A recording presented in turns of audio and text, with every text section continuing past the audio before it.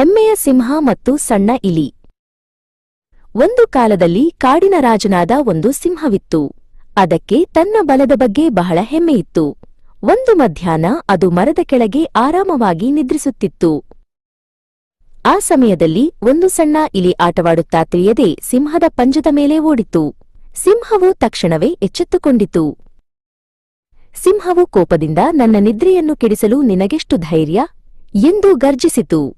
ಅದು ತನ್ನ ಪಂಜದಿಂದ ಇಲಿಯನ್ನು ಹಿಡಿದುಕೊಂಡಿತು.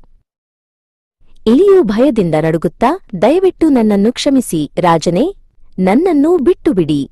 ಎಂದಾದರೂ ನಾನು ನಿಮಗೆ ಖಂಡಿತವಾಗಿಯೂ ಸಹಾಯ ಮಾಡುತ್ತೇನೆ ಎಂದು ಬೇಡಿಕೊಂಡಿತು. ನೀನು ಇಷ್ಟು ಸಣ್ಣ ಪ್ರಾಣಿ ನನಗೆ ಸಹಾಯ ಮಾಡುತ್ತೀಯಾ ಎಂದು ಸಿಂಹವು ಗಟ್ಟಿಯಾಗಿ ನಕ್ಕಿತು. ಆದರೂ ಅದಕ್ಕೆ ಇಲಿಯ ಮೇಲೆ ದಯೆ ಬಂದು ಅದನ್ನು ಹೋಗಲು ಬಿಟ್ಟಿತು.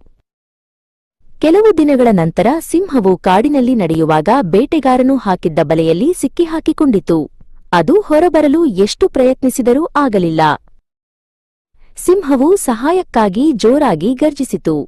ಅದರ ನೋವಿನ ಧ್ವನಿಯನ್ನು ಆ ಸಣ್ಣ ಇಲಿಯು ಕೇಳಿಸಿಕೊಂಡಿತು. ಇಲಿಯು ತಕ್ಷಣವೇ ಅಲ್ಲಿಗೆ ಓಡಿ ಬಂದು, ಚಿಂತಿಸಬೇಡಿ ರಾಜನೇ ಎಂದು ಹೇಳಿ ತನ್ನ ಹರಿತವಾದ ಹಲ್ಲುಗಳಿಂದ ಬಲೆಯನ್ನು ಕಡಿಯಲು ಪ್ರಾರಂಭಿಸಿತು.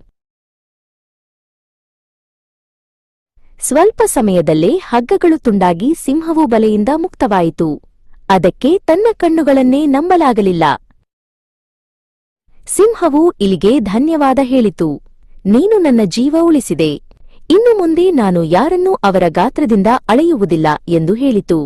ಅಂದಿನಿಂದ ಅವರಿಬ್ಬರೂ ಒಳ್ಳೆಯ ಸ್ನೇಹಿತರಾದರು.